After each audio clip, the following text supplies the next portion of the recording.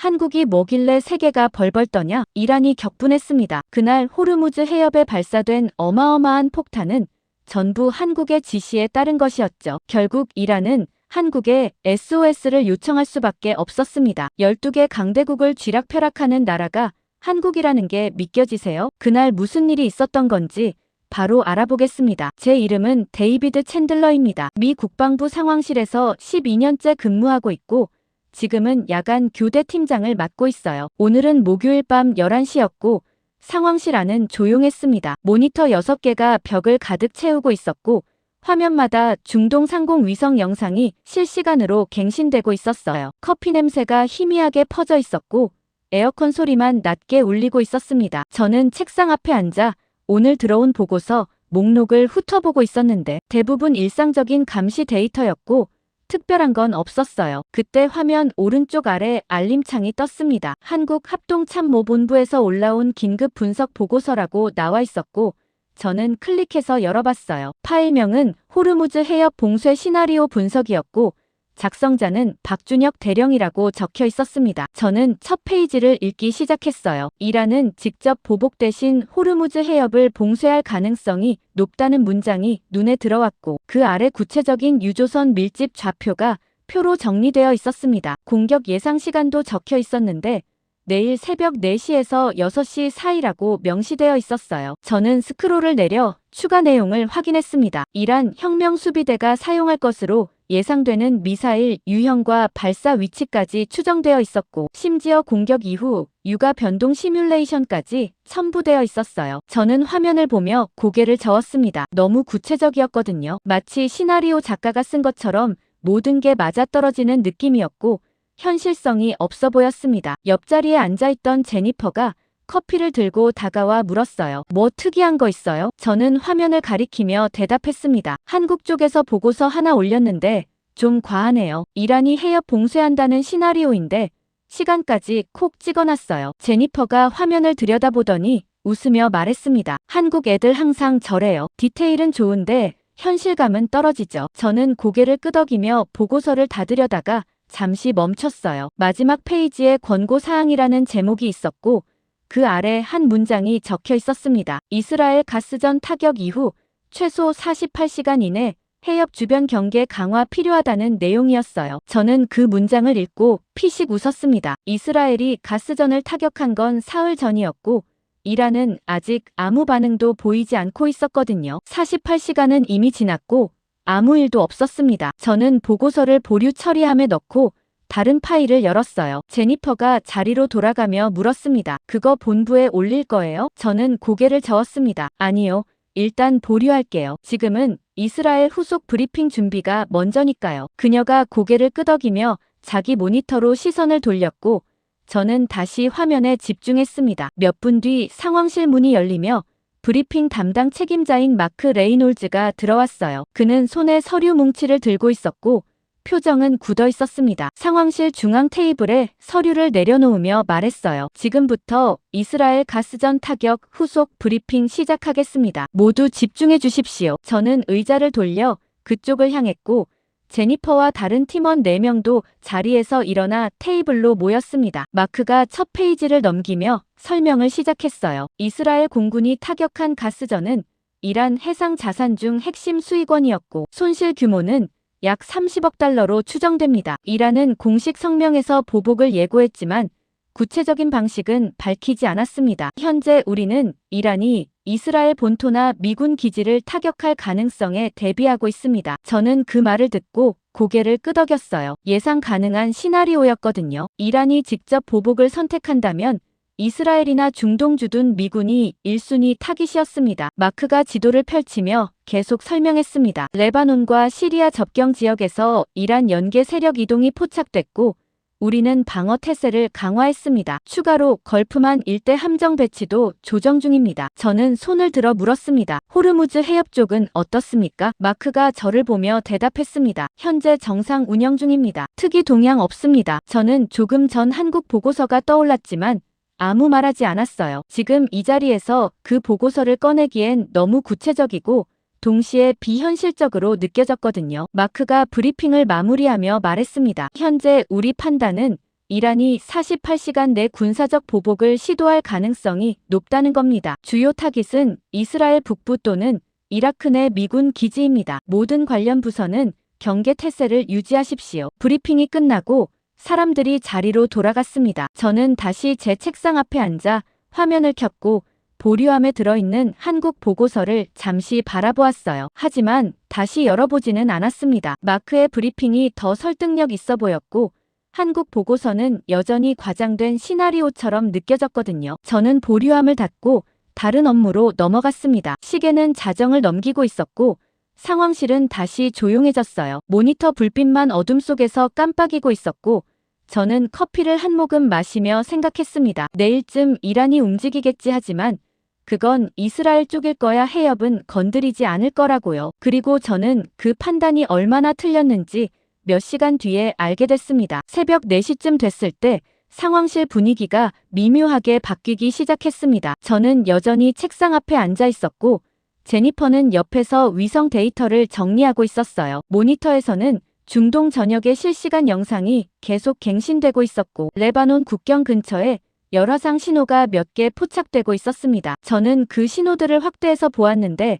차량 이동으로 보였고 규모는 크지 않았어요. 마크가 상황실 안쪽에서 전화 통화를 하고 있었고 목소리가 조금씩 높아지는 게 들렸습니다. 저는 그쪽을 힐끗 보았지만 신경 쓰지 않고 다시 화면에 집중했어요. 이란의 보복은 곧 올 거라고 모두가 예상하고 있었고 우리는 그게 이스라엘 북부나 이라크 주둔 미군 기지 중 하나일 거라고 확신하고 있었습니다. 저는 이라크 쪽 기지 경계 보고서를 열어보며 방어 배치 현황을 확인했고 특별한 문제는 없어 보였어요. 패트리어트 미사일 시스템이 가동 중이었고 조기 경보망도 정상 작동하고 있었습니다. 제니퍼가 갑자기 자리에서 일어나며 말했습니다. 챈들러, 이거 좀 보세요. 저는 고개를 들어 그녀 쪽을 보았고 그녀는 자기 모니터를 가리키고 있었어요. 화면에는 사우디아라비아 동부 해안 지역 위성 영상이 떠 있었고 뭔가 붉은 점들이 여러 개 깜빡이고 있었습니다. 저는 의자를 끌고 그녀 옆으로 다가가 화면을 자세히 보았어요. 열화상 신호였는데 강도가 높았고 이동 패턴이 불규칙했습니다. 제가 물었습니다. 이게 뭡니까? 제니퍼가 키보드를 두드리며 대답했습니다. 아직 확실하지 않은데 미사일 발사 신호일 수도 있어요. 근데 위치가 이상합니다. 사우디 쪽이거든요. 저는 미간을 찌푸렸습니다. 사우디는 이란의 타깃이 아니었어요. 우리가 세운 모든 시나리오에서 사우디는 제외되어 있었고 이란이 걸프 동맹국을 건드릴 이유가 없었습니다. 제가 말했습니다. 오탐 아닐까요? 아니면 훈련 신호일 수도 있고요. 제니퍼가 고개를 저었습니다. 강도가 너무 높아요. 그리고 신호가 동시다발적으로 터지고 있습니다. 저는 시계를 보았습니다. 새벽 4시 15분이었어요. 그때 마크가 전화를 끊고 상황실 중앙으로 걸어오며 큰 소리로 말했습니다. 모두 집중하십시오. 사우디와 아랍에미레이트에서 미사일 공격 보고가 들어왔습니다. 상황실 안이 순식간에 술렁였고 저는 마크를 똑바로 바라보았습니다. 그가 계속 말했어요. 사우디 동부 리야드 인근 석유시설과 아랍에미레이트 두바이 외곽 산업단지가 타격당했습니다. 현재 피해 규모 확인 중이고 추가 공격 가능성 있습니다. 저는 제니퍼를 보았고 그녀도 저를 보고 있었습니다. 둘 다 말문이 막혔어요. 이란이 사우디와 아랍에미레이트를 공격했다는 게 믿기지 않았거든요. 저는 즉시 제 책상으로 돌아가 한국 보고서를 다시 열었습니다. 파일이 화면에 뜨자마자 저는 두 번째 페이지로 스크롤을 내렸고 거기 적혀있는 문장을 읽었어요. 이란은 이스라엘 직접 타격 대신 걸프 산유국 주요 시설을 공격해 경제적 압박을 가할 가능성이 있다는 내용이었습니다. 그 아래 예상 타깃 목록이 나와 있었는데 사우디 리야드 인근 석유시설과 아랍에미레이트 두바이 산업단지가 포함되어 있었어요. 저는 화면을 보며 등골이 서늘해지는 걸 느꼈습니다. 한국 보고서가 맞았던 겁니다. 공격 방향도 맞았고 타깃도 맞았어요. 저는 보고서를 계속 읽어 내려갔습니다. 공격 예상 시간은 새벽 4시에서 6시 사이라고 적혀 있었고 지금이 정확히 그 시간대였습니다. 마크가 상황실 벽면 대형 모니터를 켜며 말했습니다. 지금부터 긴급 대응 회의 준비합니다. 본부와 연결하고 현장 상황 실시간 업데이트 하십시오. 저는 한국 보고서를 출력하려다가 멈칫했습니다. 이걸 지금 마크에게 보여줘야 하나 하는 생각이 들었지만 동시에 망설여졌어요. 보고서는 이미 몇 시간 전에 왔고 저는 그걸 보류 처리했습니다. 지금 와서 이게 맞았다고 말하면 제가 초기 판단을 잘못했다는 걸 인정하는 꼴이 되는 거였어요. 제니퍼가 제 옆으로 다가와 조용히 물었습니다. 그 한국 보고서 맞았네요. 저는 고개를 끄덕이며 대답했습니다. 일부는 맞았어요. 하지만 우발적 확정일 수도 있습니다. 제니퍼가 화면을 가리키며 말했습니다. 타깃이 정확히 일치하는데요. 저는 대답하지 않았습니다. 마크가 전화기를 들고 본부와 통화를 시작했고 저는 그쪽을 바라보았어요. 그는 상황을 보고하며 대응 계획 수정을 요청하고 있었습니다. 네, 사우디와 아랍에미레이트가 타격당했습니다. 이란의 의도는 아직 불명확하지만 추가 공격 가능성에 대비해야 합니다. 우리는 이스라엘과 미군 기지 방어를 우선으로 하되 걸프 동맹국 지원도 검토하겠습니다. 저는 그 말을 들으며 한국 보고서를 다시 보았습니다. 세 번째 페이지에는 이란의 최종 목표가 적혀 있었어요. 호르무즈 해협 봉쇄를 통한 경제 인질 전략이라는 문장이었고 그 아래 구체적인 시나리오가 펼쳐져 있었습니다. 사우디와 아랍에미레이트 타격은 전초전이고 진짜 목표는 해협을 막아 석유 수출을 중단시키는 것이라고 적혀 있었어요. 저는 화면을 보며 생각했습니다. 만약 이것도 맞다면 우리는 지금 완전히 잘못된 방향으로 가고 있는 거였어요. 이스라엘과 미군 기지를 방어하는 데 집중하고 있지만 정작 이란은 해협을 노리고 있다는 뜻이었거든요. 마크가 통화를 끊고 상황실 사람들에게 말했습니다. 본부 지시입니다. 현재 상황을 우발적 확전으로 간주하고 즉각적인 반격 준비에 집중합니다. 이스라엘 방공망 강화하고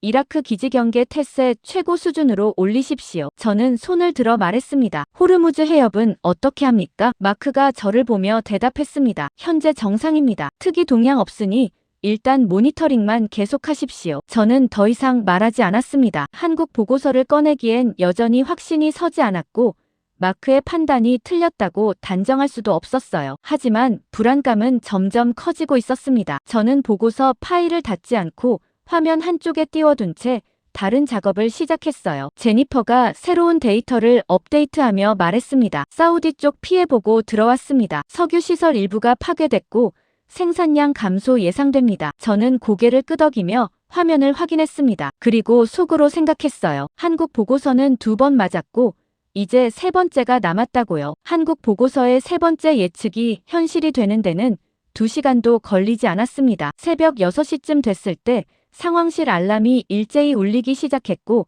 저는 반사적으로 의자에서 일어났어요. 제니퍼가 화면을 보며 소리쳤습니다. 아랍에미레이트 두바이 국제공항에서 폭발 보고 들어왔습니다. 마크가 즉시 대형 모니터를 두바이 쪽 위성 영상으로 전환했고 화면에 검은 연기가 피어오르는 모습이 보였습니다. 공항 활주로 일부가 파괴된 것처럼 보였고 주변 건물에서도 화재가 발생하고 있었어요. 저는 화면을 보며 숨을 멈췄습니다. 민간 공항이 타격당했다는 건 상황이 완전히 다른 차원으로 넘어갔다는 뜻이었거든요. 마크가 전화기를 들며 말했습니다. 본부 즉시 연결하십시오. 민간 시설 공격 확인됐습니다. 그때 제니퍼가 다시 소리쳤습니다. 추가 보고 들어옵니다. 두바이 데이터 센터에서도 폭발 발생했습니다. 저는 그녀 쪽으로 다가가 화면을 보았어요. 두바이 외곽에 위치한 대형 데이터 센터 건물이 붕괴되고 있었고 주변 도로가 차량으로 막혀 있었습니다. 민간인 피해가 급증하고 있다는 현장 보고가 계속 올라오고 있었고 숫자는 실시간으로 갱신되고 있었어요. 저는 한국 보고서를 다시 열었습니다. 네 번째 페이지에 민간 인프라 타격 가능성이라는 항목이 있었고 그 아래 공항과 데이터 센터가 명시되어 있었습니다. 이란은 군사시설이 아닌 경제 인프라를 타격해 심리적 압박을 극대화할 것이라는 분석이 적혀 있었고 저는 그 문장을 읽으며 온몸에 소름이 돋는 걸 느꼈어요. 한국 보고서는 지금까지 모든 걸 정확히 예측했고 이제 남은 건 마지막 단계뿐이었습니다. 호르무즈 해협 봉쇄요. 마크가 본부와 통화하며 상황을 보고하고 있었고 저는 그의 목소리를 들으며 화면에 집중했습니다. 해협 쪽 위성 영상을 불러왔고 화면에는 수백 척의 유조선이 빽빽하게 들어차 있는 모습이 보였어요. 평소와 다를 바 없는 풍경이었지만 저는 뭔가 이상하다는 느낌을 받았습니다. 유조선들의 배치가 너무 밀집되어 있었고 일부는 거의 움직이지 않고 있었어요. 저는 해상 감시 데이터를 불러와 선박 이동 속도를 확인했습니다. 평균 속도가 급격히 떨어지고 있었고 일부 구간에서는 완전히 정지 상태로 표시되고 있었어요. 제가 제니퍼에게 물었습니다. 해협 쪽 선박 이동 데이터 확인해 보셨습니까? 제니퍼가 자기 화면을 두드리며 대답했습니다. 지금 보고 있는데 이상합니다. 속도가 계속 떨어지고 있어요. 저는 한국 보고서 5번째 페이지로 넘어갔습니다. 거기에는 유조선 정지 구간이라는 제목 아래 구체적인 좌표가 표시되어 있었고 저는 그 좌표를 현재 위성 데이터와 대조했어요. 일치했습니다. 보고서에 적힌 좌표와 지금 선박들이 멈춰 서 있는 위치가 정확히 겹쳤고 저는 마우스를 쥔 손이 떨리는 걸 느꼈습니다. 이란은 해협을 막고 있었어요. 조용히 그리고 체계적으로요. 마크가 통화를 끝내고 상황실 사람들을 향해 말했습니다. 본부 지시입니다. 두바이 공항 마비로 인한 후속 조치 준비하고 민간 피해 집계 시작하십시오. 추가 공격에 대비해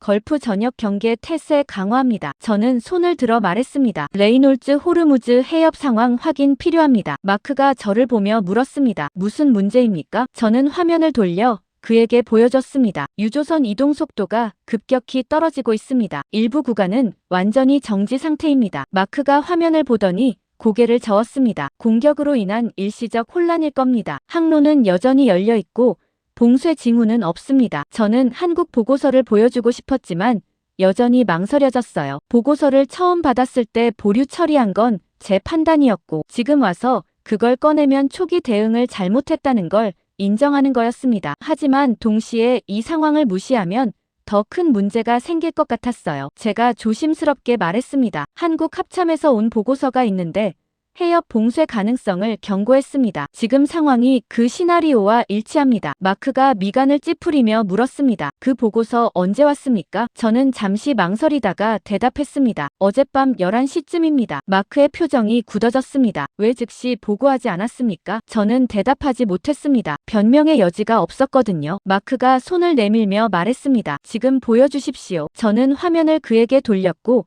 한국 보고서가 떠있는 모니터를 가리켰어요. 마크가 화면에 다가와 내용을 읽기 시작했고 그의 눈이 점점 커지는 게 보였습니다. 그는 한참 동안 아무 말하지 않고 스크롤을 내리며 보고서를 읽었고 저는 그 옆에 서서 기다렸어요. 마크가 마지막 페이지까지 읽고 나서 저를 돌아보며 물었습니다. 이게 전부 맞았습니까? 저는 고개를 끄덕였습니다. 사우디와 아랍에미레이트 타격 공항과 데이터 센터 공격 모두 이 보고서에 포함되어 있었습니다. 마크가 화면을 다시 보며 중얼거렸습니다. 그렇다면 해협 봉쇄도 맞을 수 있다는 건가? 저는 대답하지 않았습니다. 마크가 즉시 전화기를 들어 본부에 연결했고 긴급 보고를 시작했어요. 네, 한국 합참 보고서 확인했습니다. 호르무즈 해협 봉쇄 가능성 있습니다. 현재 선박 이동 속도 감소 중이고 일부 구간 정지 상태입니다. 즉각 대응 필요합니다. 저는 그가 통화하는 동안 다시 위성 영상을 확인했습니다. 유조선들은 여전히 제자리에 머물러 있었고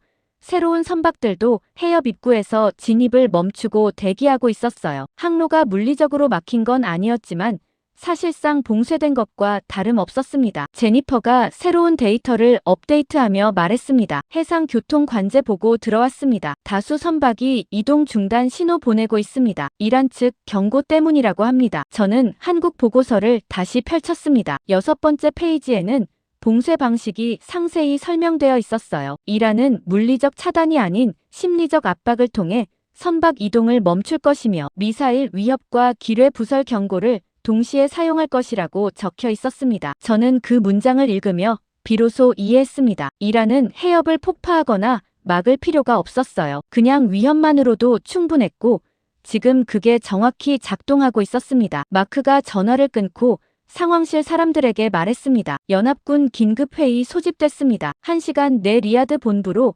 화상 연결 준비하십시오. 저는 시계를 보았습니다. 새벽 6시 40분이었고 한국 보고서가 예측한 모든 일이 현실이 되는데 8시간도 걸리지 않았습니다. 리야드 긴급회의는 1시간 뒤 정확히 시작됐고 저는 상황실 대형 화면 앞에 앉아 있었습니다. 화면은 6개로 분할되어 있었고 각 구역마다 다른 국가 대표들이 보였어요. 사우디 국방부 고위 관계자가 왼쪽 상단에 있었고 아랍에미레이트 대표는 오른쪽에 있었습니다. 영국과 프랑스 군사 고문단도 연결되어 있었고 화면 중앙에는 미 중부 사령부 사령관이 자리하고 있었어요. 마크가 상황실 대표로 참석했고 저는 그 옆에서 데이터를 정리하며 회의 내용을 기록하고 있었습니다. 사령관이 먼저 입을 열었어요. 현재 상황을 정리하겠습니다. 이란은 사우디와 아랍에미레이트 주요 시설을 타격했고 두바이 공항이 마비됐습니다. 민간 피해는 계속 증가하고 있으며 호르무즈 해협에서는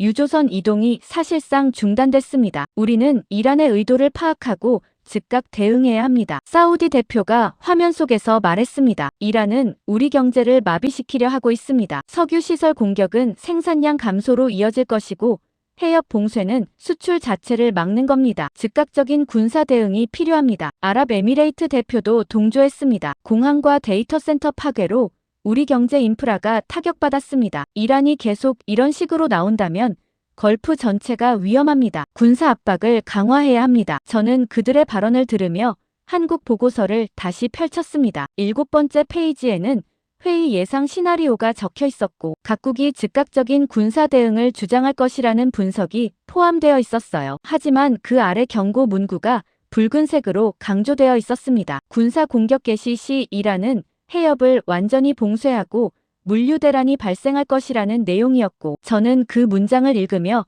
불안감이 커지는 걸 느꼈어요. 화면 속에서 영국 고문이 말했습니다. 우리는 이란 미사일 기지에 대한 정밀 타격을 준비 중입니다. 공습 개시 후 48시간 내 주요 위협을 제거할 수 있습니다. 프랑스 대표도 거들었습니다. 해협 봉쇄를 방치하면 국제 유가가 폭등하고 글로벌 경제가 흔들립니다. 지금 당장 압박을 넣어야 합니다. 저는 마크를 보았고 그가 화면을 향해 말했습니다. 한 가지 검토할 사항이 있습니다. 한국 합참에서 올라온 분석 보고서인데 현재 상황을 정확히 예측했습니다. 이 보고서에 따르면 군사 공격 시 해협이 완전히 닫힐 가능성이 있습니다. 사령관이 물었습니다. 한국 보고서라니 구체적으로 어떤 내용입니까? 마크가 저를 보며 손짓했고 저는 보고서 파일을 회의 시스템에 업로드했습니다. 각국 대표 화면에 보고서가 공유되기 시작했고 저는 긴장한 채 그들의 반응을 기다렸어요. 잠시 침묵이 흘렀고 사우디 대표가 먼저 입을 열었습니다. 이 보고서는 너무 비관적입니다. 이란이 해협을 완전히 봉쇄할 능력이 있다고 보기 어렵습니다. 아랍에미레이트 대표도 고개를 저으며 말했습니다. 시나리오가 지나치게 구체적이고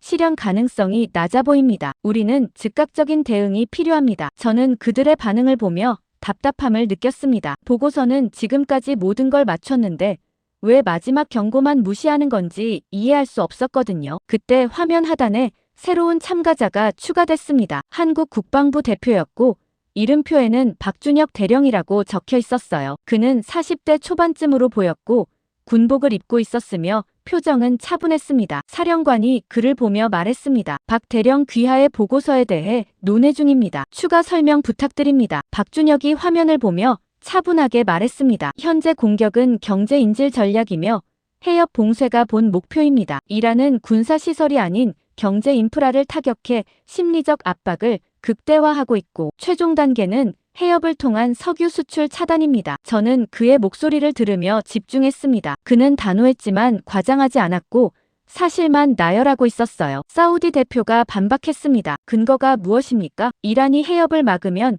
자국 경제도 타격받습니다. 박준혁이 대답했습니다. 이란은 단기 손실을 감수하고 장기 협상력을 확보하려 합니다. 해협이 막히면 국제 유가가 급등하고 서방 경제가 흔들립니다. 이란은 그 카드를 협상 테이블에 올리려는 겁니다. 아랍에미레이트 대표가 물었습니다. 그렇다면 우리가 지금 군사 공격을 하지 말아야 한다는 겁니까? 박준혁이 잠시 침묵하다가 대답했습니다. 최소 6시간은 지연해야 합니다. 지금 공격하면 이란은 즉시 해협을 완전히 봉쇄하고 유조선 수백 척이 인질이 됩니다. 회의실이 조용해졌습니다. 저는 화면 속 각국 대표들의 표정을 살폈는데 대부분 회의적이었어요. 영국 고문이 말했습니다. 6시간 지연은 이란에게 추가 공격 시간을 주는 겁니다. 우리는 지금 당장 압박을 넣어야 합니다. 프랑스 대표도 동조했습니다. 박 대령의 우려는 이해하지만 군사적 대응을 미루는 건 위험합니다. 박준혁이 화면을 보며 말했습니다. 제 보고서에는 구체적인 차단 방식과 시간표가 포함되어 있습니다. 이란은 이미 준비를 마쳤고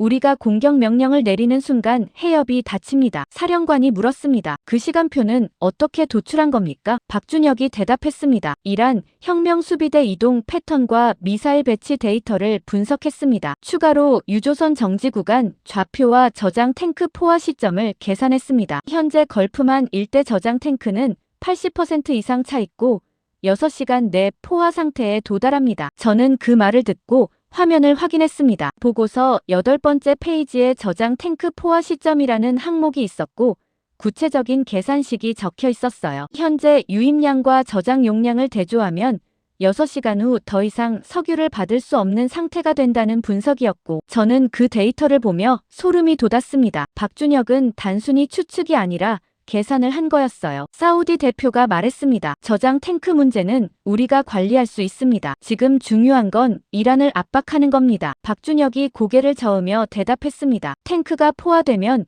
유조선은 하역할 곳이 없어집니다. 해협에 갇힌 선박들은 그대로 표적이 되고 이란은 그걸 압박 수단으로 사용합니다. 사령관이 회의를 정리하며 말했습니다. 박 대령의 의견은 기록하겠습니다. 하지만 현재 연합군 판단은 즉각적인 군사 대응입니다. 공습 준비를 계속 진행하십시오. 박준혁이 마지막으로 말했습니다. 6시간만 기다려 주십시오. 그 시간 안에 상황이 제 분석대로 진행되는지 확인할 수 있습니다. 하지만 회의는 이미 공격 승인 쪽으로 기울어 있었고 그의 발언은 기록만 남긴 채 넘어갔습니다. 화면이 하나씩 꺼지기 시작했고 저는 박준혁을 마지막으로 보았어요. 그는 여전히 차분한 표정이었지만 눈빛에는 불안이 섞여 있었습니다. 회의가 끝나고 마크가 저를 보며 물었습니다. 챈들러 당신 생각은 어떻습니까? 저는 잠시 망설이다가 대답했습니다. 박 대령 말이 맞을 수도 있습니다. 마크가 고개를 저었습니다. 우리는 지금 결정을 내려야 합니다. 그리고 저는 아무 말도 하지 않았습니다. 회의가 끝나고 30분쯤 지났을 때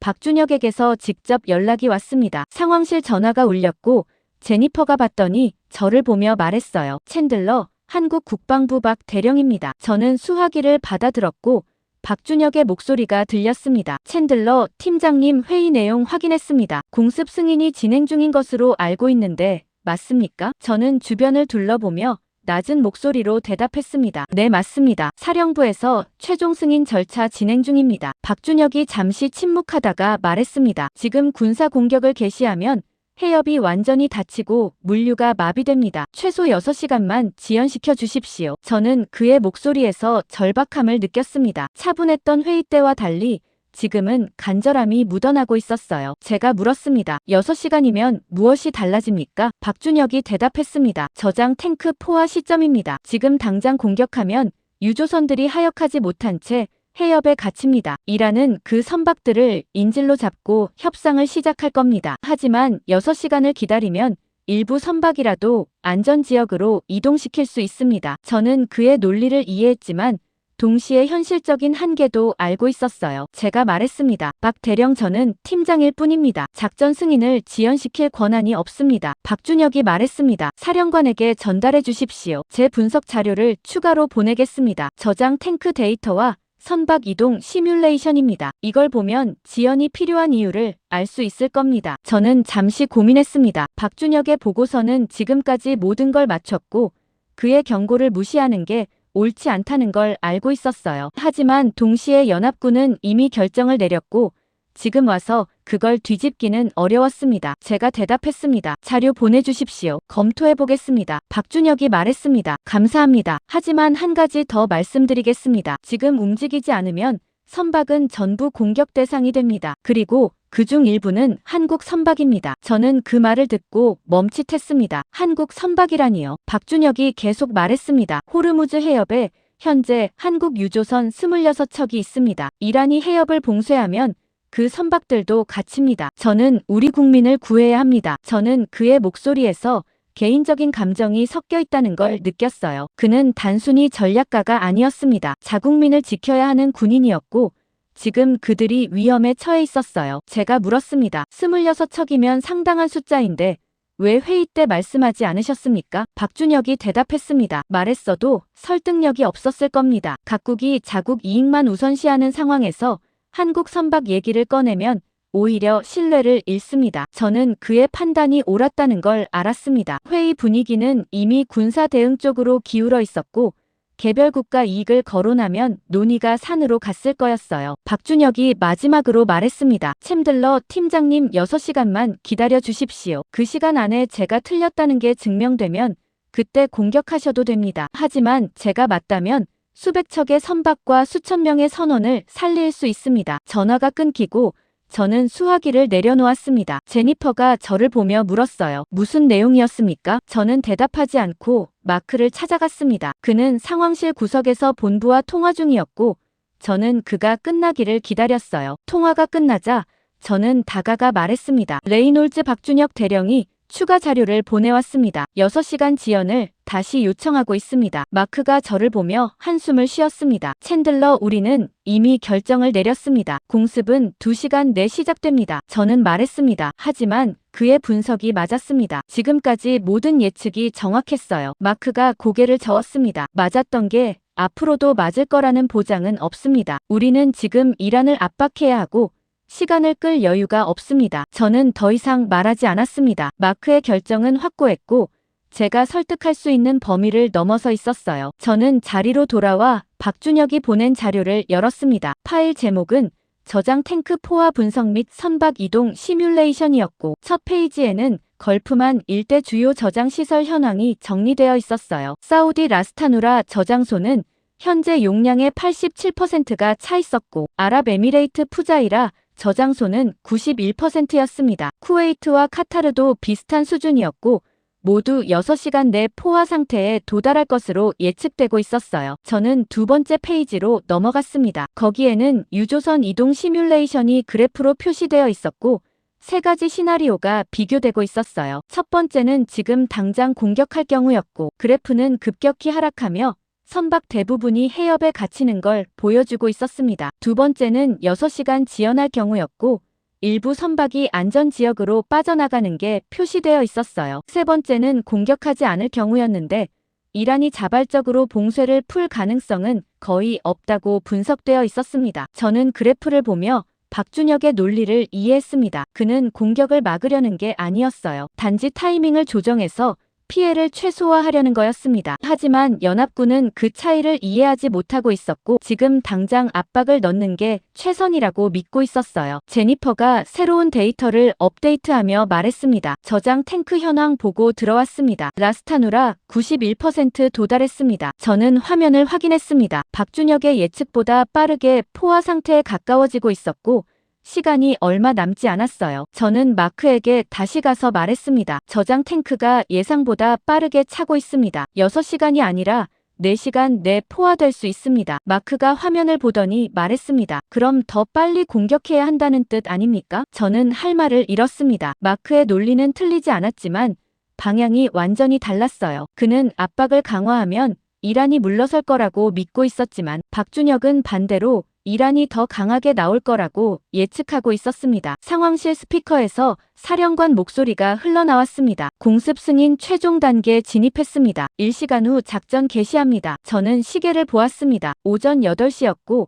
1시간 뒤면 공격이 시작되는 거였어요. 박준혁이 요청한 6시간은커녕 1시간도 남지 않았습니다. 저는 박준혁에게 전화를 걸었습니다. 그가 받자마자 저는 말했어요. 박 대령, 공습이 1시간 내 시작됩니다. 지연 요청은 기각됐습니다. 박준혁이 잠시 침묵하다가 대답했습니다. 알겠습니다. 그렇다면 저는 다른 방법을 찾아야겠습니다. 저는 물었습니다. 무슨 방법입니까? 박준혁이 말했습니다. 우리 선박을 직접 구출하는 겁니다. 전화가 끊기고 저는 불안감이 엄습하는 걸 느꼈습니다. 박준혁과의 통화가 끊기고 30분쯤 지났을 때 상황실 화면에 새로운 경보가 떴습니다. 저장 탱크 긴급 보고라는 제목이었고 저는 즉시 파일을 열었어요. 사우디 라스타누라 저장소가 91%를 넘어섰고 아랍에미레이트 푸자이라는 93%에 도달했다는 내용이 적혀 있었습니다. 예상보다 훨씬 빠른 속도였고 6시간은커녕 4시간도 안 되어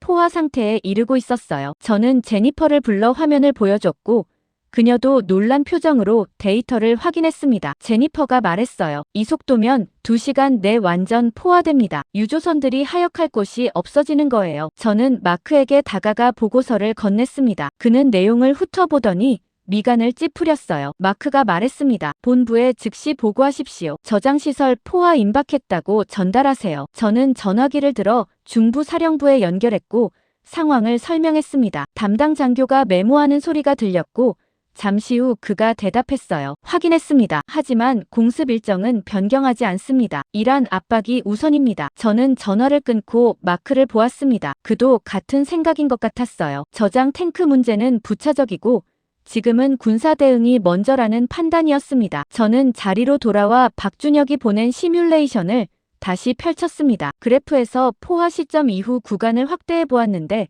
선박들이 해협 중심부에 집중되어 있었고 이동 경로가 완전히 차단되는 모습이 표시되어 있었어요. 붉은색으로 표시된 구역이 점점 넓어지며 전체 항로를 덮고 있었고 그 안에 갇힌 선박 수는 300척이 넘었습니다. 저는 그중 한국 선박을 찾아보았습니다. 26척이 해협 곳곳에 분산되어 있었고 대부분 중심부에 위치하고 있었어요. 박준혁이 말한 대로 이 선박들은 빠져나갈 방법이 없었습니다. 제니퍼가 새로운 알림을 확인하며 말했습니다. 챈들러, 호르무즈 해협에서 선박 이동 완전 중단 보고 들어왔습니다. 저는 위성 영상을 불러왔습니다. 화면에는 수백 척의 유조선이 정지한 채 떠있는 모습이 보였고 새로 진입하려는 선박들도 해협 입구에서 멈춰 서 있었어요. 항로는 물리적으로 막히지 않았지만 사실상 봉쇄된 것과 다름없었습니다. 저는 박준혁의 보고서 9번째 페이지를 펼쳤습니다. 거기에는 해협 내 선박 분포도가 상세히 그려져 있었고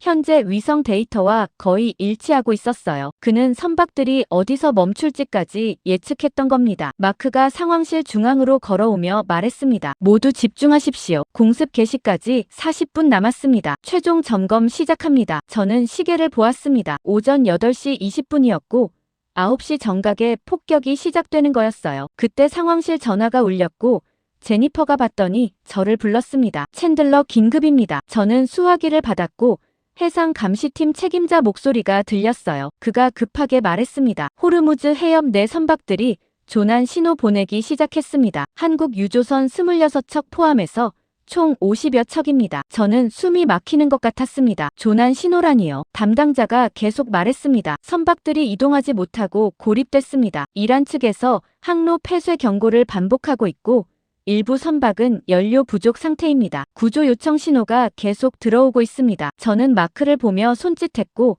그가 다가왔어요. 저는 스피커폰으로 전환했고 담당자가 상황을 다시 설명했습니다. 마크가 물었습니다. 즉각 구조 가능합니까? 담당자가 대답했습니다. 현재 이란 미사일 위협으로 인해 진입이 어렵습니다. 어떤 국가도 즉각 결정을 내리지 못하고 있습니다. 마크가 전화를 끊고 본부에 연결했습니다. 저는 그가 상황을 보고하는 걸 들으며 화면을 확인했어요. 해협 중심부에 갇힌 선박들 위치가 붉은색 점으로 표시되고 있었고 그 주변으로 이란 미사일 기지 좌표가 노란색으로 떠 있었습니다. 사정거리 아니었어요. 제니퍼가 조용히 말했습니다. 박준혁 대령 말이 맞았네요. 저는 고개를 끄덕이며 대답하지 않았습니다. 박준혁은 처음부터 이 상황을 예측했고 우리에게 6시간을 달라고 했어요. 하지만 우리는 거절했고 지금 선박들은 해협 한복판에 갇혀 있었습니다. 마크가 본부와 통화를 마치고 상황실 사람들에게 말했습니다. 구조작전 회의 소집됐습니다. 10분 후 화상 연결 준비하십시오. 저는 박준혁에게 전화를 걸었습니다. 그가 즉시 받았고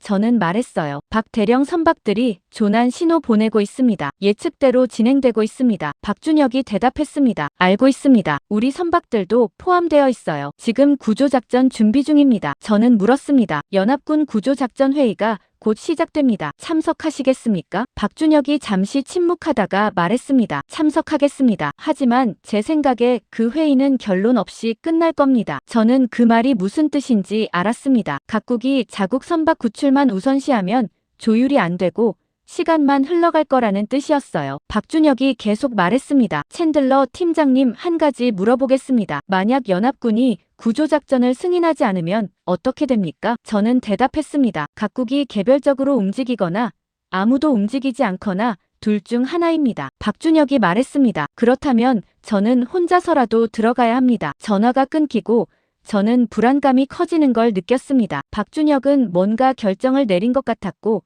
그게 무모한 선택일 가능성이 높았어요. 10분 뒤 구조작전 회의가 시작됐고 화면에는 각국 대표들이 다시 나타났습니다. 사령관이 먼저 입을 열었어요. 현재 호르무즈 해협에 다수 선박이 고립됐습니다. 구조작전을 논의하겠습니다. 사우디 대표가 말했습니다. 우리 선박 12척이 갇혔습니다. 즉각 구조해야 합니다. 아랍에미레이트 대표도 말했습니다. 우리도 9척입니다. 군함 파견을 검토 중입니다. 영국 고문이 말했습니다. 이란 미사일 위협이 여전합니다. 구조작전 진입 시 예상 피해가 큽니다. 프랑스 대표가 덧붙였습니다. 시뮬레이션 결과 함정 손실 가능성이 40% 이상입니다. 회의는 박준혁이 예측한 대로 흘러가고 있었습니다. 각국이 자국 피해를 계산하며 주저하고 있었고 구체적인 결정은 나오지 않고 있었어요. 박준혁이 화면에 나타나 말했습니다. 한국 선박 26척이 해협 중심부에 있습니다. 저는 직접 진입을 제안합니다. 한국 구축함을 투입하겠습니다. 회의실이 조용해졌습니다. 사령관이 물었습니다. 박 대령 혼자 들어가겠다는 겁니까? 박준혁이 대답했습니다. 연합작전이 조율되지 않는다면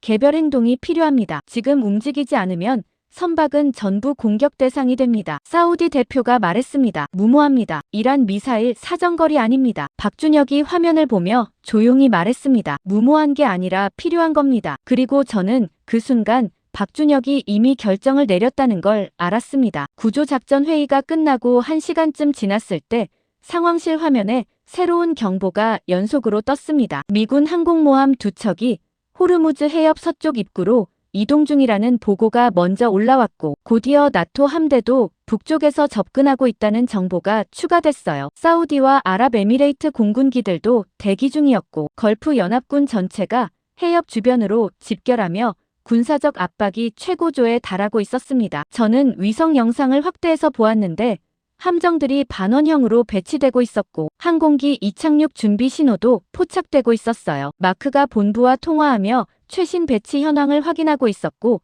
상황실 분위기는 긴장으로 가득 차 있었습니다. 저는 그 와중에 한국 선박 위치를 다시 확인했습니다. 26척이 여전히 해협 중심부에 정지해 있었고 주변으로 다른 국가 선박들도 함께 갇혀 있었어요. 제니퍼가 새로운 데이터를 업데이트하며 말했습니다. 추가 구조 요청 신호 들어왔습니다. 총 70여 척으로 증가했습니다. 저는 숫자를 보며 한숨을 쉬었습니다. 처음 50척에서 20척이 더 늘어난 거였고 시간이 갈수록 고립된 선박이 증가하고 있었어요. 이란의 항로 폐쇄 경고가 계속되고 있었고 일부 선장들은 자력 탈출을 시도하다가 실패하고 다시 제자리로 돌아가고 있었습니다. 마크가 통화를 끝내고 상황실 사람들에게 말했습니다. 본부 지시입니다. 군사 집결 완료 후 이란 측에 최후 통첩 전달 예정입니다. 항로 개방하지 않으면 즉각 공습 개시합니다. 저는 그 말을 듣고 박준혁의 경고가 떠올랐습니다. 군사 공격을 개시하면 해협이 완전히 닫히고 갇힌 선박들은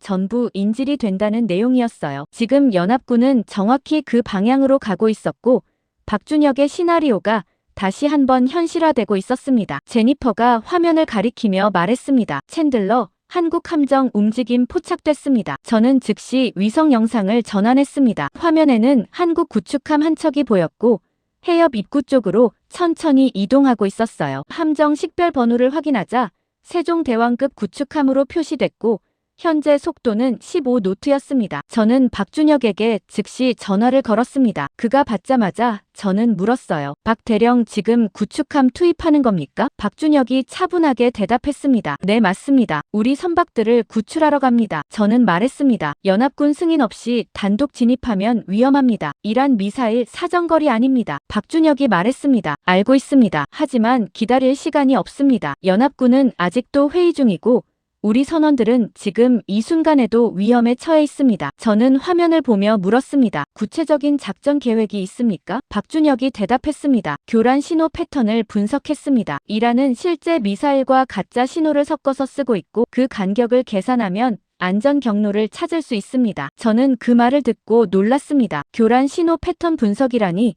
그건 상당히 고난도 작업이었고 실시간으로 계산하려면 엄청난 데이터 처리 능력이 필요했어요. 제가 물었습니다. 확신합니까? 박준혁이 잠시 침묵하다가 대답했습니다. 확신은 없습니다. 하지만 가능성은 있습니다. 그리고 지금은 그것만으로도 충분합니다. 전화가 끊기고 저는 마크에게 다가갔습니다. 그는 본부와 또 다른 통화 중이었고 저는 그가 끝나기를 기다렸어요. 통화가 끝나자 저는 말했습니다. 한국 구축함이 해협으로 진입하고 있습니다. 단독 작전입니다. 마크가 화면을 확인하더니 미간을 찌푸렸습니다. 승인 없이 움직인 겁니까? 저는 고개를 끄덕였습니다. 박준혁 대령이 직접 투입 결정했습니다. 자국 선박 구출이 목적입니다. 마크가 한숨을 쉬며 말했습니다. 무모합니다. 이란이 가만히 두지 않을 겁니다. 저는 대답하지 않았습니다. 박준혁도 그걸 알고 있었지만 선택의 여지가 없었던 거였어요. 연합군은 여전히 조율 중이었고 한국 선박들은 시간이 갈수록 위험해지고 있었습니다. 제니퍼가 새로운 알림을 확인하며 소리쳤습니다. 이란 측에서 미사일 신호 다수 포착됐습니다. 저는 즉시 화면을 전환했고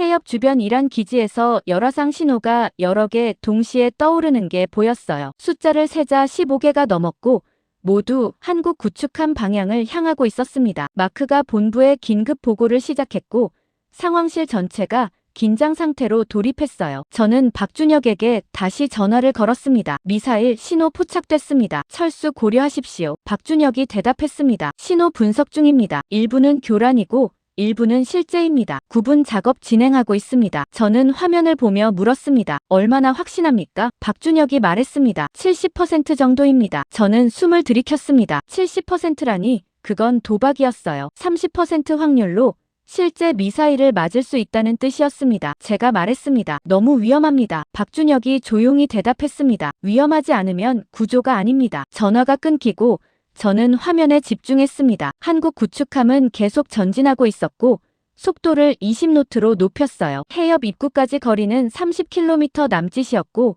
예상 도착 시간은 40분 후였습니다. 제니퍼가 데이터를 분석하며 말했습니다. 미사일 신호 중 일부가 궤적과 일치하지 않습니다. 실제 발사가 아닐 가능성 있습니다. 저는 그녀 화면을 보았습니다. 열화상 신호 중 몇 개는 발사 이후 궤적이 추적되지 않고 있었고 레이더 반응도 나타나지 않았어요. 교란 신호일 가능성이 높았습니다. 하지만 나머지 신호들은 명확한 궤적을 그리고 있었고 실제 미사일로 판단됐습니다. 저는 제니퍼에게 물었습니다. 실제 미사일 몇 개입니까? 제니퍼가 계산하며 대답했습니다. 현재까지 5개 확인됐습니다. 나머지는 교란으로 추정됩니다. 저는 박준혁이 맞았다는 걸 깨달았습니다. 이란은 실제 미사일과 가짜 신호를 섞어 쓰고 있었고 구조작전을 유도해서 집중 타격하려는 전략이었어요. 박준혁은 그 패턴을 분석해서 진입하고 있었고 지금까지는 맞아떨어지고 있었습니다. 마크가 본부 통화를 마치고 상황실에 말했습니다. 한국 구축함 작전 중단 권고 지시 내려왔습니다. 위험도가 너무 높습니다. 저는 박준혁에게 전화를 걸었지만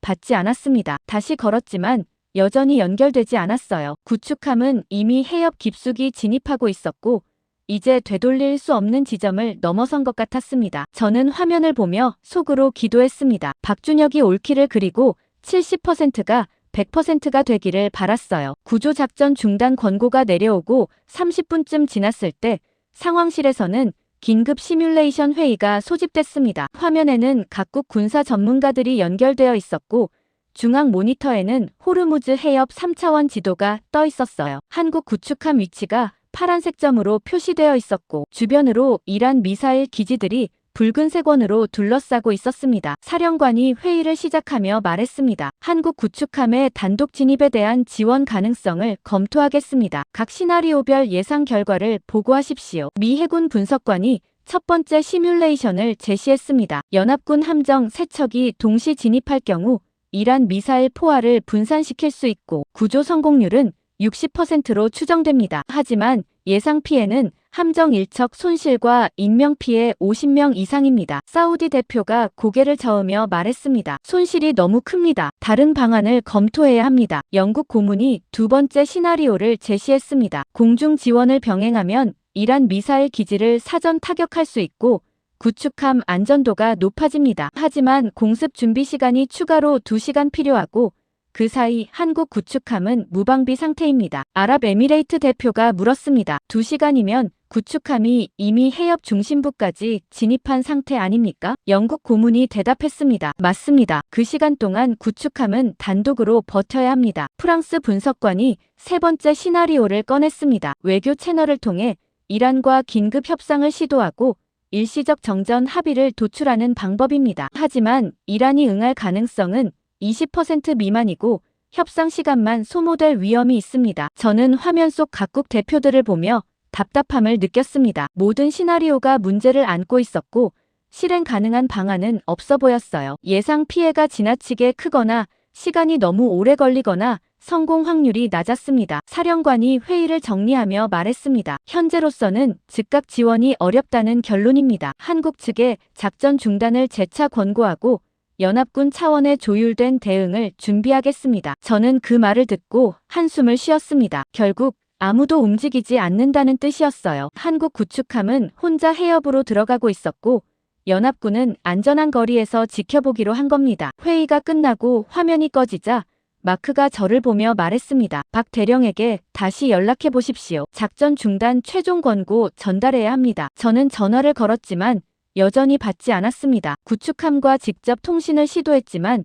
신호가 불안정했고 연결이 끊겼어요. 제니퍼가 말했습니다. 해협 내 전파 교란 감지됐습니다. 이란 측에서 통신 방해하고 있습니다. 저는 화면을 보았습니다. 한국 구축함은 해협 입구를 완전히 통과했고 이제 중심부를 향해 속도를 높이고 있었어요. 주변으로 고립된 유조선들이 점점 가까워지고 있었고 첫 번째 한국 선박까지 거리는 10km 남짓이었습니다. 그때 새로운 경보가 울렸습니다. 이란 미사일 추가 발사 신호 포착됐다는 내용이었고 저는 즉시 데이터를 확인했어요. 이번엔 10개가 넘는 신호가 동시에 나타났고 모두 한국 구축함을 향하고 있었습니다. 제니퍼가 급하게 분석하며 말했습니다. 신호 패턴 확인 중입니다. 일부는 교란으로 보이는데 실제 미사일도 섞여 있습니다. 저는 물었습니다. 실제 미사일 몇 개입니까? 제니퍼가 화면을 두드리며 대답했습니다. 최소 6개 이상입니다. 구축함 회피 가능 여부 불명입니다. 저는 박준혁에게 다시 전화를 걸었습니다. 이번에는 연결됐고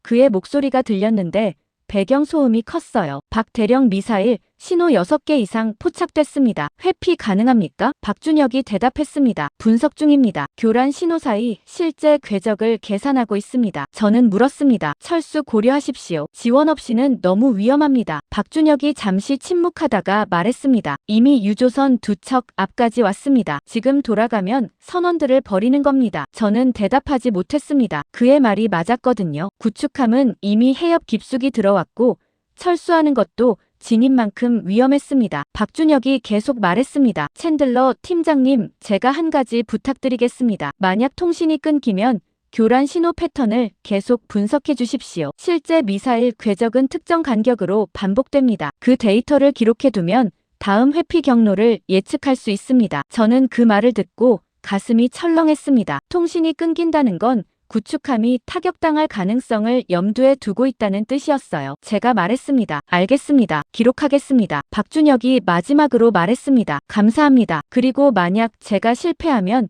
다른 나라에게 전해주십시오. 이란의 교란 패턴은 예측 가능하다고요. 전화가 끊기고 저는 제니퍼에게 말했습니다. 미사일, 신호 전부 기록하십시오. 궤적과 시간 간격 모두 포함해서요. 제니퍼가 고개를 끄덕이며 작업을 시작했고 저는 화면을 응시했습니다. 한국 구축함은 첫 번째 유조선 옆에 도착했고 선원 이동 작업을 시작하는 것처럼 보였어요. 구축함 갑판에서 사람들이 움직이는 모습이 위성 영상에 희미하게 잡혔고 유조선에서도 구명정이 내려지고 있었습니다. 마크가 다가와 물었습니다. 상황이 어떻습니까? 저는 대답했습니다. 구조 작업 시작했습니다. 하지만 미사일 위협은 계속되고 있습니다. 마크가 화면을 보더니 말했습니다. 본부에서 최종 결정 났습니다. 연합군 지원 없이 단독 작전 계속 진행하면 전적으로 한국 측 책임입니다. 저는 그 말을 듣고 씁쓸함을 느꼈습니다. 연합군은 결국 방관하기로 한 거였고 박준혁은 혼자서 모든 걸 감당해야 했어요. 하지만 동시에 그가 선택의 여지가 없었다는 것도 알고 있었습니다. 한국 선박 26척과 선원들은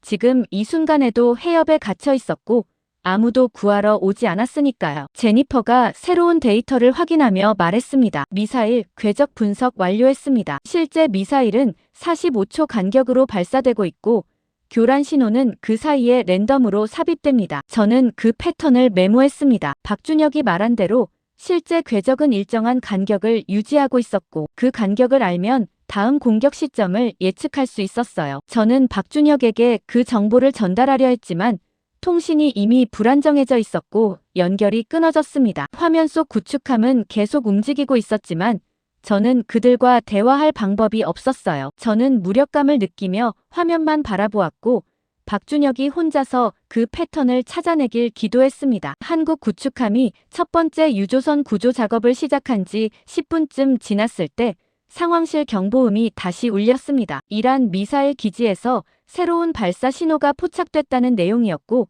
이번엔 숫자가 이전보다 훨씬 많았어요. 저는 화면을 확대해서 확인했는데 20개가 넘는 열화상 신호가 동시에 나타나고 있었고 모두 해협 중심부를 향하고 있었습니다. 제니퍼가 급하게 데이터를 분석하며 말했습니다. 신호 패턴이 이전과 다릅니다. 교란과 실제가 더 복잡하게 섞여 있어요. 저는 그녀 화면을 들여다보았습니다. 신호들이 시간차를 두고 발사되고 있었고 일부는 궤적이 추적되지 않았지만 상당수는 명확한 비행 경로를 그리고 있었어요. 제니퍼가 계산을 마치고 말했습니다. 실제 미사일 최소 12개 이상입니다. 구축함 위치로 집중되고 있습니다. 저는 박준혁에게 연락을 시도했지만 통신이 여전히 불안정했고 잡음만 들렸어요. 몇 번 더 시도한 끝에 간신히 연결됐고 그의 목소리가 끊어지며 들려왔습니다. 미사일 신호 12개 이상 포착됐습니다. 회피 가능합니까? 박준혁이 대답했습니다. 패턴 분석 중입니다. 하지만 이번엔 구조작전을 유도하기 위한 집중 타격으로 보입니다. 저는 그 말의 의미를 즉시 이해했습니다. 이란은 구축함이 유조선 근처에 머물 수밖에 없다는 걸 알고 있었고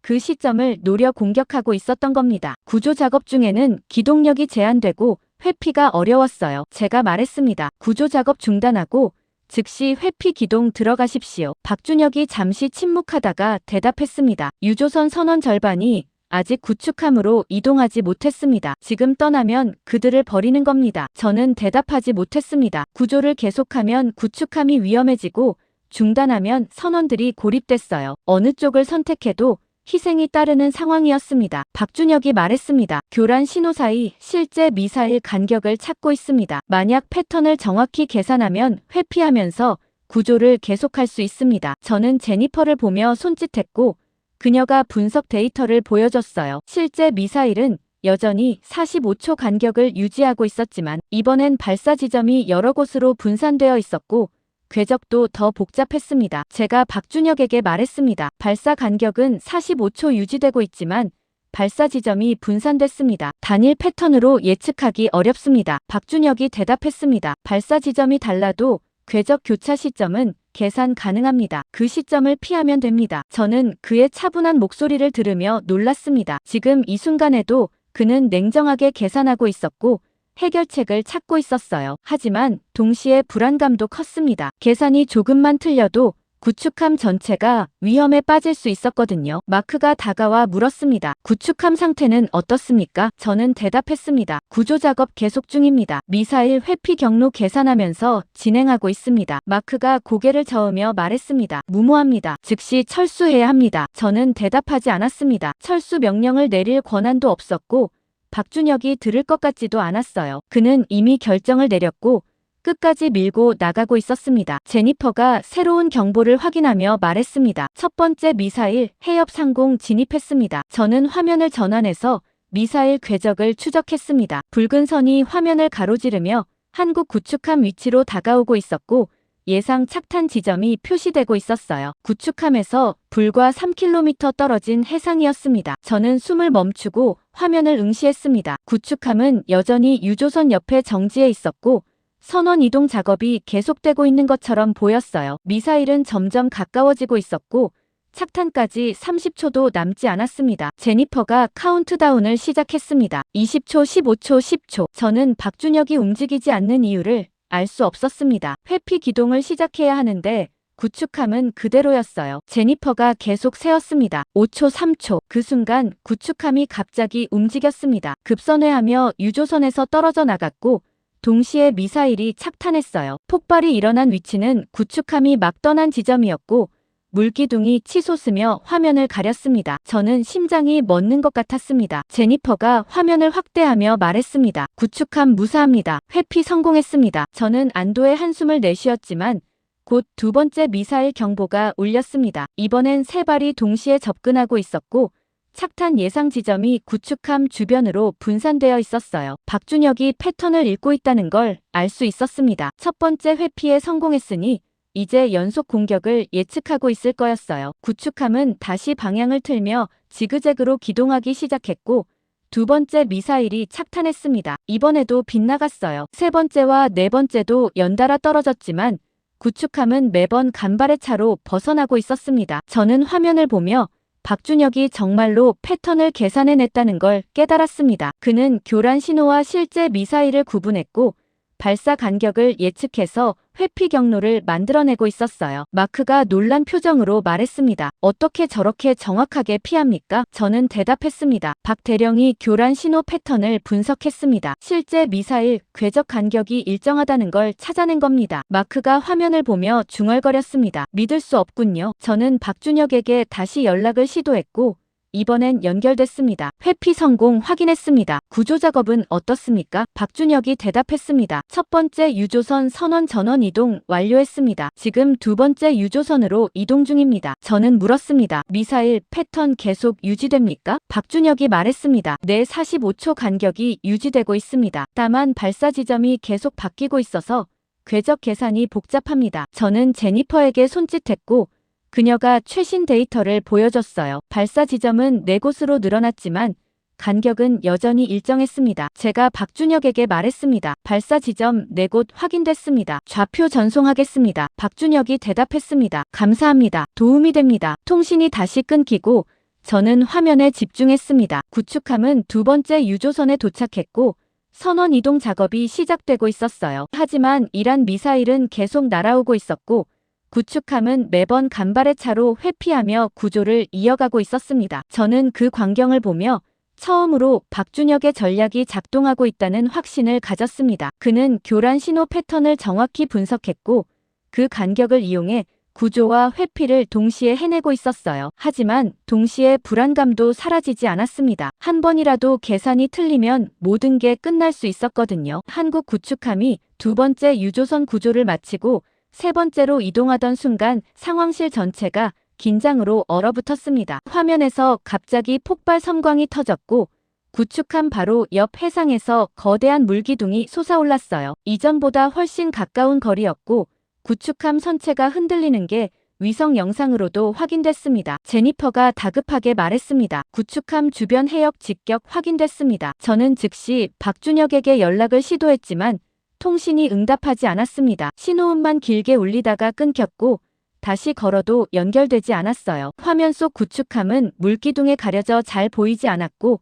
연기가 퍼지며 시야를 차단하고 있었습니다. 마크가 본부에 긴급 보고를 시작했고 상황실 전체가 술렁이기 시작했어요. 저는 화면을 확대하며 구축함 상태를 확인하려 했지만 연기와 물보라 때문에 명확히 보이지 않았습니다. 제니퍼가 열화상 센서를 전환하며 말했습니다. 구축함 열신호 여전히 포착됩니다. 완전히 침몰하지는 않은 것 같아요. 저는 그 말에 안도했지만 동시에 불안감이 컸습니다. 열신호가 있다는 건 구축함이 떠 있다는 뜻이었지만 피해 정도는 알 수 없었어요. 통신이 두절된 상태에서 구축함이 기동할 수 있는지 선원들이 무사한지 확인할 방법이 없었습니다. 마크가 본부 통화를 마치고 상황실에 말했습니다. 본부 지시입니다. 한국 구축함 작전 실패로 간주하고 구조 중단을 권고합니다. 저는 그 말을 듣고 고개를 저었습니다. 아직 확인되지 않았습니다. 통신만 두절된 거지 작전이 실패했다는 증거는 없습니다. 마크가 저를 보며 말했습니다. 챈들러 직격탄을 맞았습니다. 통신도 끊겼고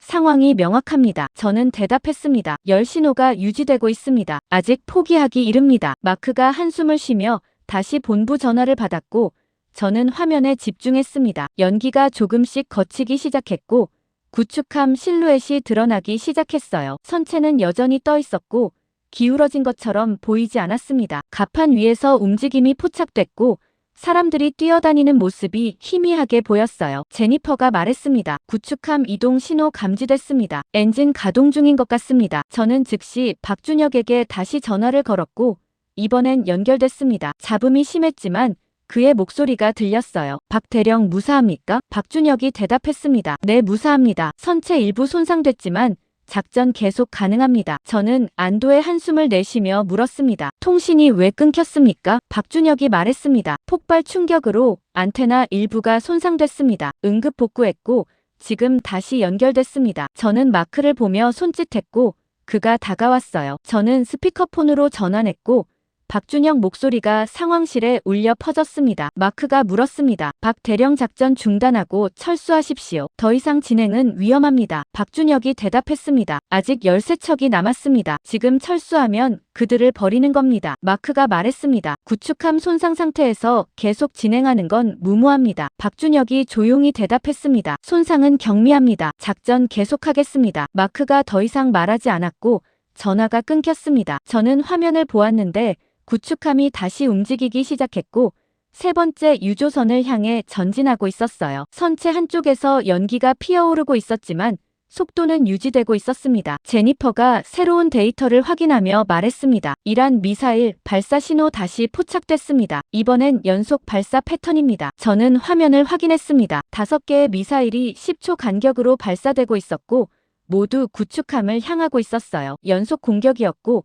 회피 시간이 거의 없었습니다. 저는 박준혁에게 긴급 연락했습니다. 미사일 5발 연속 발사 확인됐습니다. 10초 간격입니다. 박준혁이 대답했습니다. 확인했습니다. 패턴 분석 중입니다. 저는 제니퍼를 보며 물었습니다. 교란 신호 비율은 어떻습니까? 제니퍼가 계산하며 대답했습니다. 이전보다 낮습니다. 5발 중 최소 3발은 실제 미사일로 추정됩니다. 저는 가슴이 철렁했습니다. 3발이 실제라면 모두 회피하기는 거의 불가능했어요. 구축함은 손상된 상태였고 기동력도 떨어져 있었습니다. 화면 속에서 첫 번째 미사일이 접근하고 있었고 구축함은 급선회하며 회피 기동을 시작했습니다. 미사일이 착탄했고 폭발이 일어났지만 구축함에서 100m 떨어진 지점이었어요. 빗나갔습니다. 두 번째 미사일이 이어졌고 구축함은 반대 방향으로 선회했습니다. 이번에도 빗나갔지만 거리가 더 가까웠어요. 50m 정도였고 폭발 충격파가 구축함을 흔들었습니다. 세 번째 미사일이 날아오고 있었고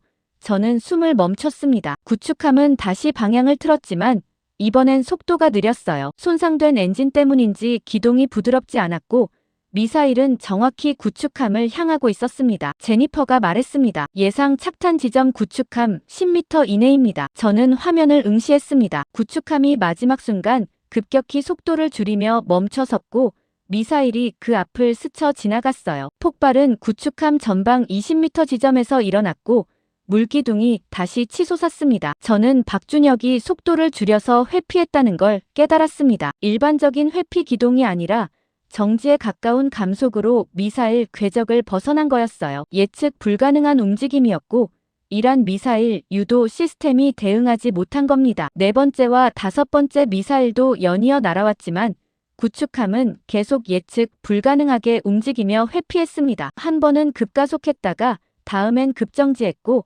또 한 번은 지그재그로 방향을 바꿨어요. 모든 미사일이 빗나갔고 구축함은 여전히 떠 있었습니다. 마크가 놀란 표정으로 말했습니다. 저게 가능한 겁니까? 저는 대답했습니다. 박 대령이 패턴뿐만 아니라 미사일 유도 방식까지 계산한 겁니다. 예측 가능한 회피는 오히려 명중률을 높이니까 예측 불가능하게 움직인 거예요. 마크가 화면을 보며 중얼거렸습니다. 천재 아니면 미친 사람입니다. 저는 대답하지 않았습니다. 박준혁은 둘 다일 수도 있었어요. 천재적인 계산 능력과 미친 듯한 집념을 동시에 가진 사람이었습니다. 제니퍼가 말했습니다. 구축함 세 번째 유조선 도착했습니다. 구조 작업 재개 중입니다. 저는 화면을 보았습니다. 구축함은 손상된 채로도 계속 움직이고 있었고 선원들을 한 명씩 구해내고 있었어요. 연기는 여전히 피어오르고 있었지만 작전은 멈추지 않았습니다. 저는 박준혁에게 전화를 걸었습니다. 무사 확인했습니다. 구조작업 계속 가능합니까? 박준혁이 대답했습니다. 가능합니다. 남은 유조선 10척입니다. 예상 완료 시간은 2시간입니다. 저는 그 말을 듣고 안도했습니다. 그는 끝까지 포기하지 않고 있었고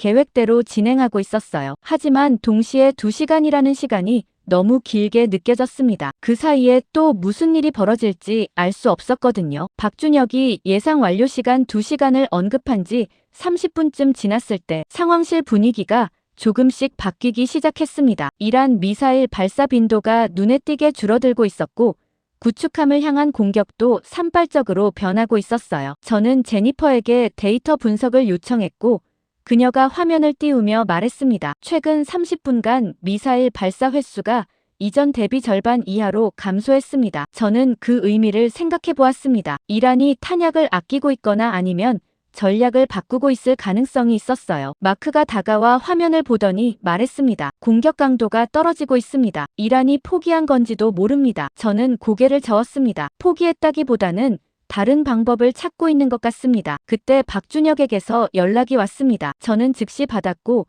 그의 목소리가 들렸는데 이전보다 안정적이었어요. 챈들러 팀장님 교신 복구됐습니다. 5번째 유조선 구조 완료했고 6번째로 이동 중입니다. 저는 물었습니다. 미사일 공격 감소 확인했습니까? 박준혁이 대답했습니다. 네, 확인했습니다. 이란이 교란 신호 패턴을 바꾸고 있는 것 같습니다. 저는 제니퍼를 보며 손짓했고 그녀가 최신 신호 분석을 보여줬어요. 교란 신호와 실제 미사일 비율이 변하고 있었고 패턴도 불규칙해지고 있었습니다. 이전처럼 45초 간격이 유지되지 않았고 발사 시점도 예측하기 어려워졌어요. 제가 박준혁에게 말했습니다. 패턴이 불규칙해지고 있습니다. 회피 경로 계산 가능합니까? 박준혁이 잠시 침묵하다가 대답했습니다. 어렵지만 가능합니다. 이란이 패턴을 바꾼 건 우리가 이미 분석했다는 걸 알았기 때문입니다. 하지만 완전히 무작위는 아니에요. 여전히 일정한 제약이 있습니다. 저는 그 말을 듣고 박준혁이 새로운 패턴을 찾고 있다는 걸 알았습니다. 이란이 전략을 바꿨지만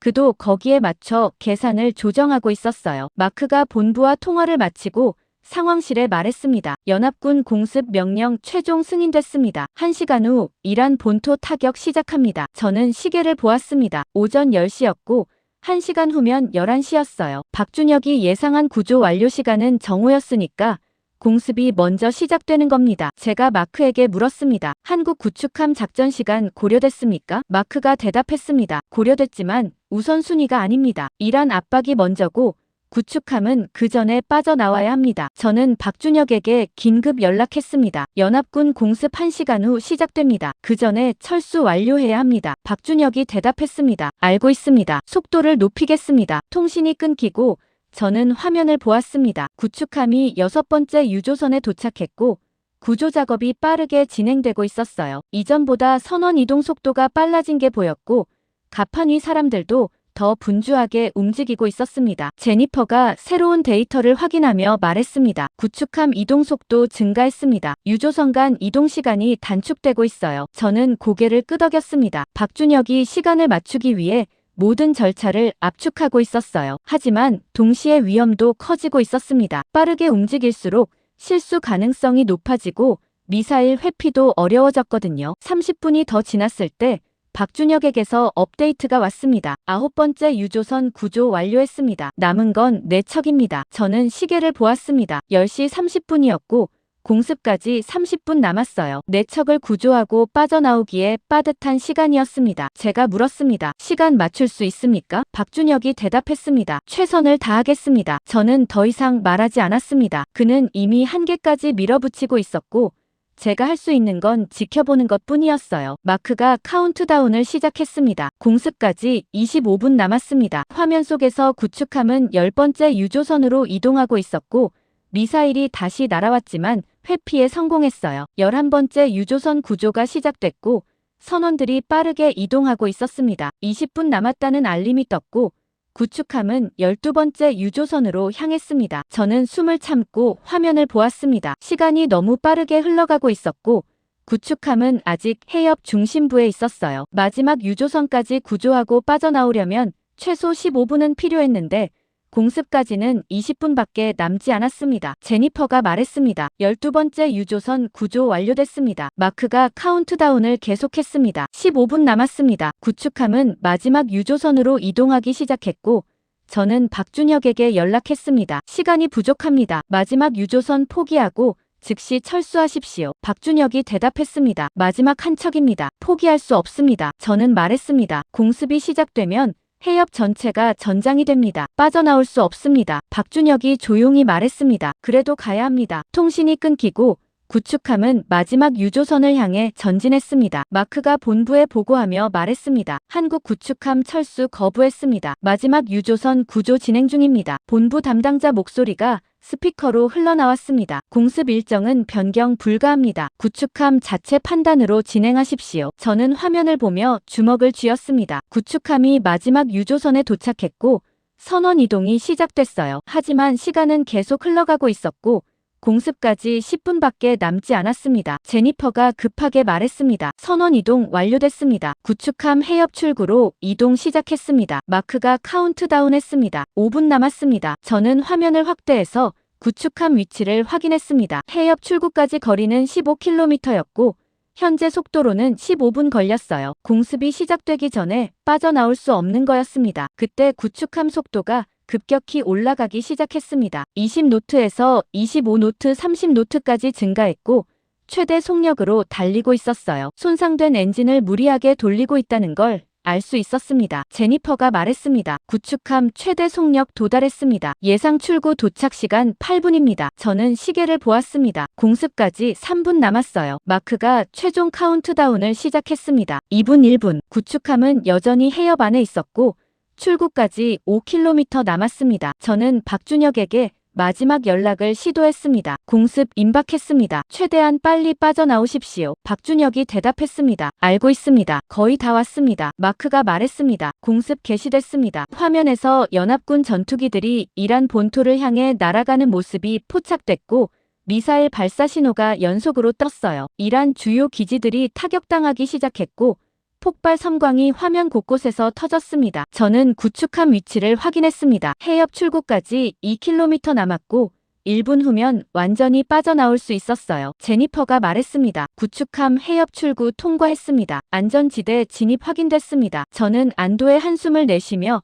화면을 보았습니다. 구축함은 해협을 완전히 벗어났고 26척의 유조선 선원들을 모두 구해냈어요. 단 한 명도 빠짐없이요. 한국 구축함이 해협을 빠져나간 직후 연합군 공습이 본격적으로 시작됐고 상황실 화면은 이란 본토 타격 영상으로 가득 찼습니다. 미사일 기지와 군사시설에서 연속으로 폭발이 일어나고 있었고 이란 방공망이 무너지는 모습이 실시간으로 포착되고 있었어요. 마크가 본부와 통화하며 작전 진행 상황을 확인하고 있었고 상황실 전체가 긴장된 분위기 속에서 데이터를 업데이트하고 있었습니다. 저는 화면 한쪽에서 호르무즈 해협 위성 영상을 계속 띄워두고 있었어요. 공습이 시작된 이후 해협 내 선박 이동이 완전히 중단됐고 새로 진입하려던 유조선들도 모두 입구에서 멈춰 서 있었습니다. 이란이 항로 폐쇄를 공식 선언했다는 보고가 올라왔고 해협은 사실상 봉쇄된 상태로 접어들고 있었어요. 제니퍼가 새로운 데이터를 확인하며 말했습니다. 국제 유가 급등 시작됐습니다. 배럴당 $20 상승했습니다. 저는 고개를 끄덕였습니다. 예상된 일이었어요. 호르무즈 해협이 막히면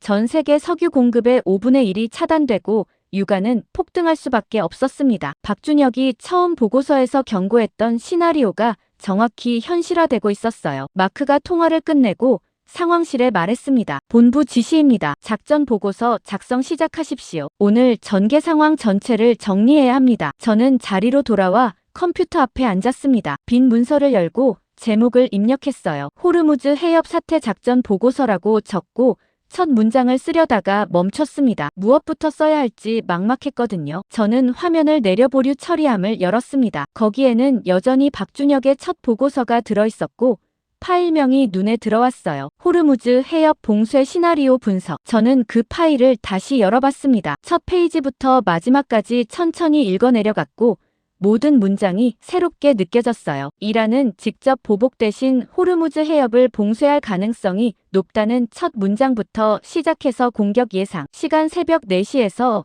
6시 사이 사우디와 아랍에미레이트 타격. 민간 인프라 공격 유조선 정지 구간.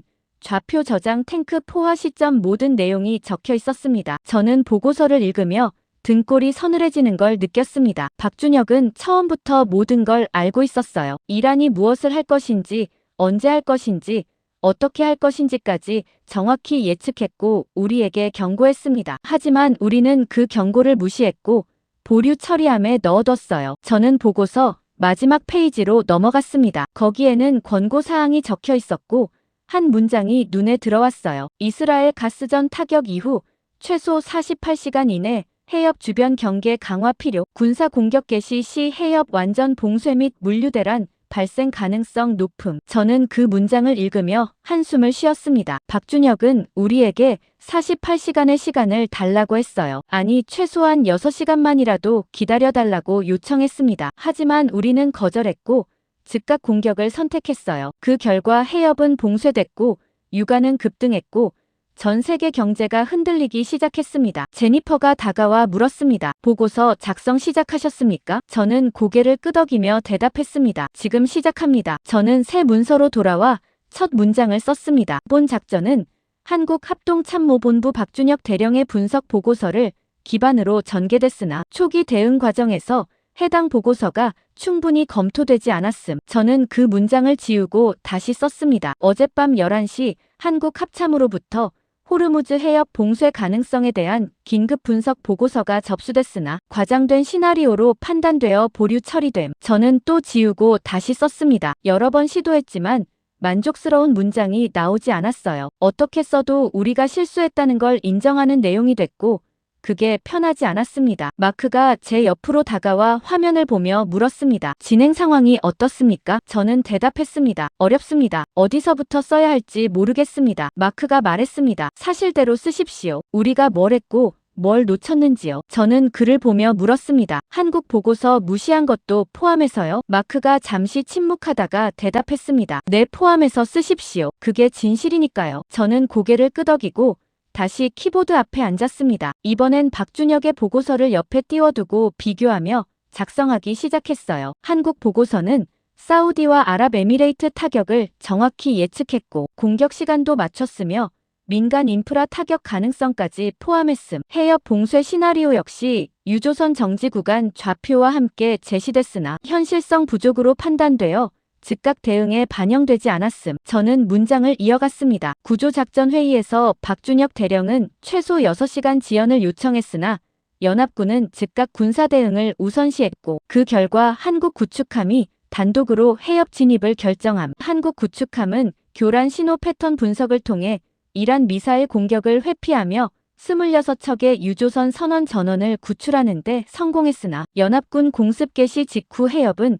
완전히 봉쇄됨. 저는 마지막 문단을 쓰기 위해 잠시 멈췄습니다. 제니퍼가 최신 데이터를 업데이트하며 말했어요. 국제 유가 배럴당 $30 추가 상승했습니다. 저는 그 숫자를 보고서에 기록했습니다. 그리고 마지막 문장을 썼어요. 한국 합참 보고서는 현재 상황을 사전에 정확히 예측했으며 초기 경고가 적절히 반영됐다면 해협 봉쇄 및 유가 급등을 일부 완화할 수 있었을 가능성이 있음. 본 보고서 작성자는 초기 판단 과정에서 한국 보고서를 보류, 처리한 결정이 이후 전개에 영향을 미쳤음을 기록으로 남김. 저는 문서를 저장하고 마크에게 보냈습니다. 그가 내용을 확인하더니 고개를 끄덕이며 말했어요. 좋습니다. 본부에 제출하겠습니다. 저는 자리에 앉아 화면을 보았습니다. 박준혁의 보고서가 여전히 열려 있었고 저는 그 첫 페이지를 다시 읽었어요. 이란은 직접 보복 대신 호르무즈 해협을 봉쇄할 가능성이 높다. 저는 그 문장을 보며 생각했습니다. 우리는 그 경고를 무시한 순간 전쟁이 시작됐다는 걸요. 박준혁은 처음부터 알고 있었고 우리에게 알려줬지만 우리는 듣지 않았습니다. 그리고 지금 해협은 닫혔고 세계는 그 대가를 치르기 시작했어요. 저는 보고서를 닫고 상황실을 둘러보았습니다. 모니터에는 여전히 이란 공습 영상이 떠 있었고 사람들은 각자 업무를 계속하고 있었습니다. 하지만 저는 알고 있었어요. 우리가 놓친 게 무엇인지 그리고 그게 얼마나 큰 실수였는지를요. 박준혁의 목소리가 귓가에 맴돌았습니다. 6시간만 기다려 주십시오. 하지만 우리는 기다리지 않았고 그 결과를 지금 목격하고 있었습니다.